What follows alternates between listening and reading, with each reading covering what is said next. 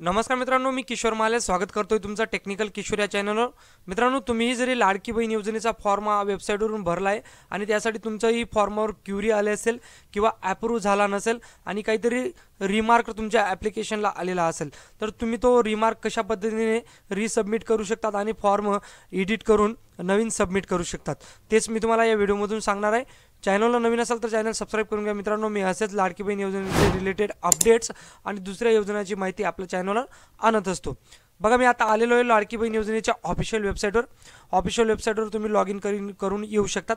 त्यानंतर इथं एक ऑप्शन आहे ॲप्लिकेशन मेड अर्लियर, या ऑप्शनवर तुम्हाला क्लिक करायचं आहे। त्यानंतर तुम्ही जेवढी ॲप्लिकेशन इथून भरले असतील तेवढे सगळे ॲप्लिकेशनची लिस्ट इथं येईल आणि ज्यासाठी तुम्हाला क्युरी किंवा रिमार्क आला असेल त्यापुढे तुम्हाला असं दिसेल रिसबमिट असा ऑप्शन दिसेल। बघा, मी स्क्रॉल करून खाली येतोय आता, असा रिसबमिट असा ऑप्शन तुम्हाला दिसेल।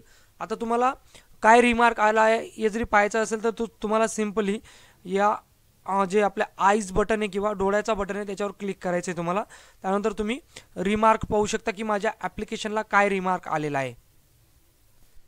बघा मित्रांनो, तुम्ही आईच्या ऑप्शनवर क्लिक केल्यानंतर तुम्हाला असं स्क्रॉल करून खाली यायचं आहे आणि खाली तुम्हाला शेवटी तुमचा जो रिमार्क आहे तो तुम्हाला दिसेल। बघा, शेवटी यायचे तुम्हाला इथं बघा रिमार्कमध्ये मला दिसतंय की डिस्ट्रिक्ट लेवलला माझा रिमार्क देण्यात आलेला आहे, तो म्हणजे डॉक्युमेंटचा इश्यूचा प्रॉब्लेम आहे।